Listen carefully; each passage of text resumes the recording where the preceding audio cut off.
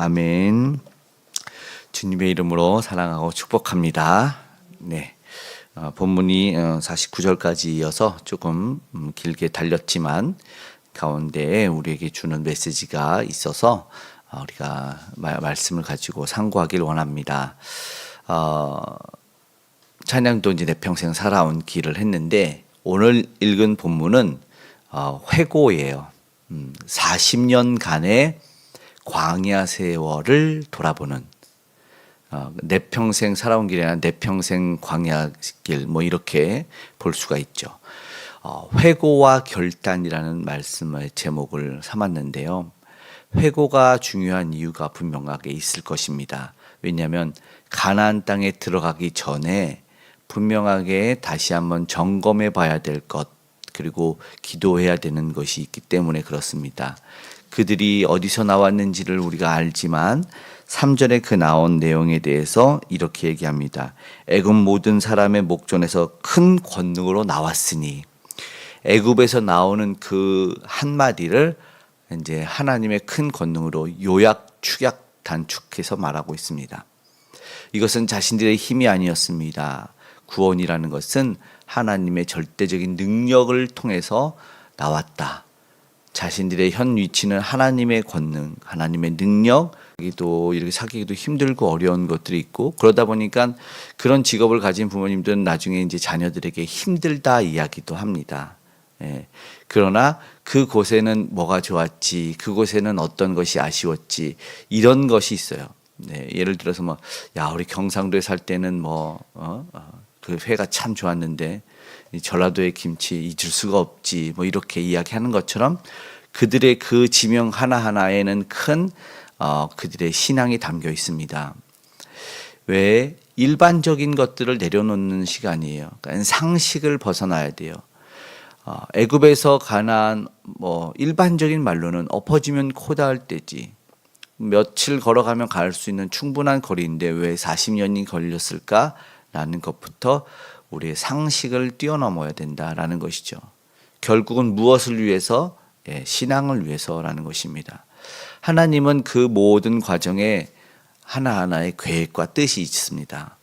우리의 인생과 삶에도 뜻과 계획이 있어서 때로는 우리가 더딘 것 같아도, 때로는 좀 안타까움, 때로는 아쉬움을 겪을지라도 그 모든 과정 속에서는 하나님이 우리에게 꼭 맞는 필요한 시간들이었다는 것을 우리는 알게 되지요. 때로는 눈물 났고 힘겹고 그렇지만 그 가운데 되돌아봤을 때 성장을 경험하게 되고, 성장통이었고 자라는 어떤, 아니면 또 다른 근육이 생기게 하는 그런 일들이 분명하게 있었다는 것입니다. 그래서 모두가 다 이야기할 수 있는 일반적인 상식을 적용시키지 않고 신앙이 있어야 됩니다. 그래야만 왜요? 앞으로 들어갈 땅에서 그대로 적용해서 살아갈 수 있기 때문에 바로 신앙을 위해서 우리는 먼저 이 회고를 보면서 우리가 기도하길 원합니다. 그러면 이제 앞으로 생겨날 힘겨운 일도 시련도 능히 이길 수 있기 때문이라는 것이죠. 그래서 아까운 시간이 아니다, 허송세월이 아니다. 첫 번째는 그렇게 바라보고, 그렇다면 이어서 두 번째는 잊지 말아야 될 사건, 그러니까 반드시 기억해야 될 일이 있다라는 것이죠. 오늘 말씀을 드렸지만 읽은 데 보면 뭐라고 하죠? 어디에는 물이 없었고, 어디에는 엘리면은 9절에는 샘물 12과 종려 70그루가 있었고, 또 어디에는 마실 물이 없었다. 14절에 지명이 쭉 나오다가 어디에는 무엇이 있었다라고 한 번 더 상기해서 이야기해 주는 부분들이 있어요.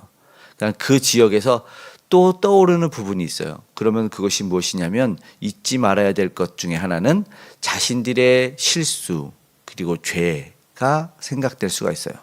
불순종으로 말미암아 안타까운 일도 그냥 지난 거 다 잊어, 이게 아니라 그 지난 날 중에 아픔을 기억해서 앞으로의 적용해야 될 부분이 있었다는 것이고, 또 무엇보다 하나님의 은혜가 있었다는 것을 생각해야 된다는 것입니다.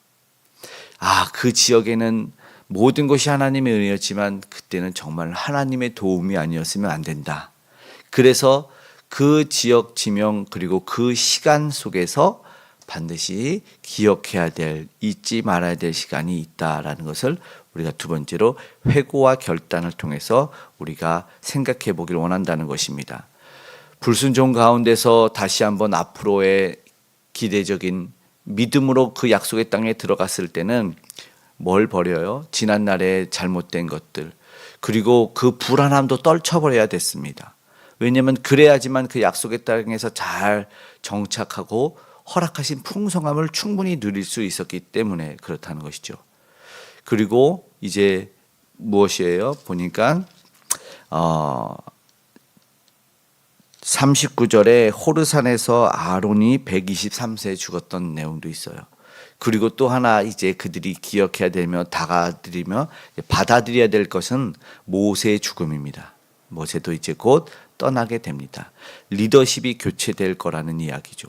그렇게 이제는 다시 한번 40년을 왜 돌아왔는지, 그리고 리더십이 교체되고 약속의 땅에서는 어떻게 살아야 되는지를 이제 그 때가 되었기 때문에 반드시 기억해야 됐고 새로운 다짐이 필요했던 것이죠.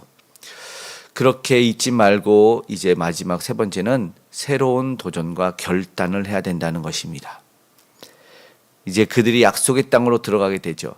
이제 정착해야 되는 그 시점 앞에서 이제 새로운 다짐을 통해서 불신앙을 떨어버리고 다시 한번 신앙의 도전을 받아서 그들이 이제 받아들여야 되는 문제들이 있었어요. 리더십의 교체, 그렇다면 이제 모세는 하나님의 품으로 가게 되고 새로운 리더십의 교체 속에서 그들은 흔들림과 변함없이 하나님만을 의지하고 나아가는 일들을 해야 됐습니다. 어떻게 해야지 그들이 승리했는지, 어떻게 했을 때 실패를 경험했는지를 다시 한번 생각하면서 새롭게 새로운 땅에서 그들이 다시 한번 정체성을 확립해야 됐습니다. 신앙의 정체성을, 하나님의 백성으로서의 정체성을 확립해서 살아가야 됐다는 것이죠. 그래서 그 시간이 반드시 필요했습니다.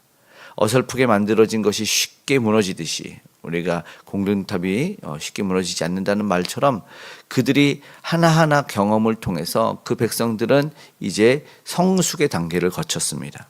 그래서 새로운 환경, 새로운 조건, 그 약속의 땅에서 새로운 삶이 시작될 때에 그들의 이 돌아봄, 회고와 결단을 통해서 반드시 너무나 중요했던 시간들이 이제 받아들여져야만 했던 것이죠. 그래서 쉬 잊혀져 버리고 쉬 지워버리고 싶은 일도 다시 한번 생각해서 잘한 일, 잘못한 일을 생각하는 것이고, 무엇보다 하나님이 어떻게 도우셨는지를 기억해서 본능적으로 하나님에게 매달릴 수 있는 민족과 개개인이 다 되어야만 했습니다.